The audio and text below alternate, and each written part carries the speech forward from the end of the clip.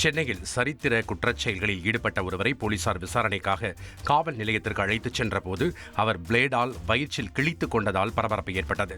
சென்னை கொத்தவால்சாவடி பகுதியைச் சேர்ந்த வேலு எனப்படும் வேல்முருகனை போலீசார் விசாரணைக்காக அழைத்துச் சென்றனர்.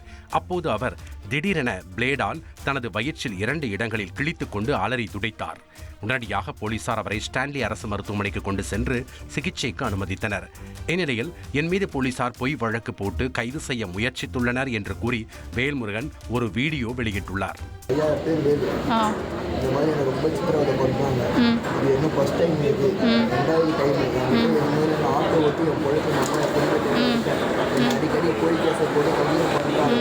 நான் வீட்டுக்கு போனால் டீ கல்ல டீ சாப்பிடணும்னு வந்தாங்க, வந்து செக் பண்ணாங்க. நான் அவுத்து வீட்டு எல்லாம் இங்கே எல்லாம் செட் அவுத்து காமிச்சேன்.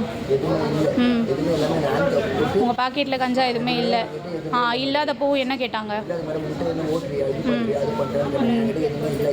நான் வந்து டேரக்டாக நான் சொல்லி இல்லை, நீ வேணாம் கையோட ஏன்னு சொல்லிட்டு ஹேண்ட் கப் போட்டு 8 பேர்கிட்ட வந்து ஹேண்ட் கேப் போட்டு கூப்பிட்டு போனாங்க. என்னால் முடியல, வந்து ப்ரெக்னென்ட் ஆகுறாங்க. இந்த மாதிரி ஹேண்ட் கேப் போடுறது எத்தனாவது தடவை உங்களுக்கு? 2வது தடவை போடுறாங்க. ராமநாதபுரத்தில் இளைஞரை கொலை செய்து கடற்கரையில் வீசிய சம்பவத்தில் தொடர்புடைய 3 பேர் ராமநாதபுரம் துணை கண்காணிப்பாளர் அலுவலகத்தில் சரணடைந்தனர். தேனிக்கரையைச் சேர்ந்த சையத் அப்துல்லா என்பவரை சிலர் காரில் ஏற்றிச் சென்று கொலை செய்து திணைக்குளம் கடற்கரையில் வீசிச் சென்றனர். இதனையடுத்து போலீசார் சடலத்தை மீட்ட நிலையில் குற்றவாளிகளை கைது செய்யக்கோரி உறவினர்கள் சாலை மறியலில் ஈடுபட்டனர்.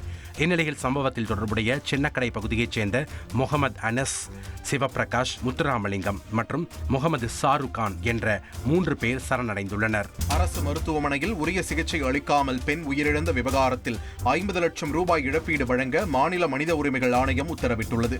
தூத்துக்குடி மாவட்டம் இளையரசனேந்தல் பகுதியைச் சேர்ந்த ராணுவ வீரர் கருப்பசாமியின் மனைவி ஜெயா தீக்காயங்களுடன் கோவில்பட்டி அரசு மருத்துவமனையில் அனுமதிக்கப்பட்ட போது அரசு மருத்துவர் பிரபாகர் தனது தனியார் மருத்துவமனைக்கு சிகிச்சைக்காக அழைத்துச் சென்ற நிலையில் ஜெயா உயிரிழந்தார். இதனைத் தொடர்ந்து மாநில மனித உரிமைகள் ஆணையத்தில் புகார் அளிக்கப்பட்டது. விசாரணையின் முடிவில் உயிரிழந்த ஜெயாவின் கணவருக்கு 50 லட்சம் ரூபாய் இழப்பீடு வழங்கவும் அதில் 40 லட்சம் ரூபாய் மருத்துவர் பிரபாகரே வழங்க வேண்டும் என்றும் ஆணையம் உத்தரவிட்டுள்ளது. தூத்துக்குடி மாவட்டம் திருச்செந்தூர் அருகே உடன்குடி அனல்மின் நிலைய பணிகளை மத்திய அரசின் அலுவல் சாரா இயக்குநர் நாராயண திருப்பதி நேரில் ஆய்வு மேற்கொண்டார்.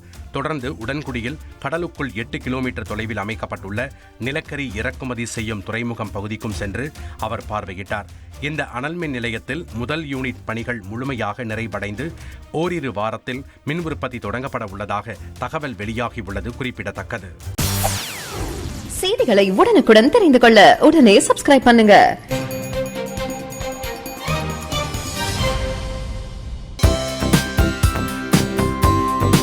தந்தி டிவியை உங்கள் கேபிள் டிவி ஆபரேட்டரிடம் இலவசமாக கேட்டு பெறுங்கள்.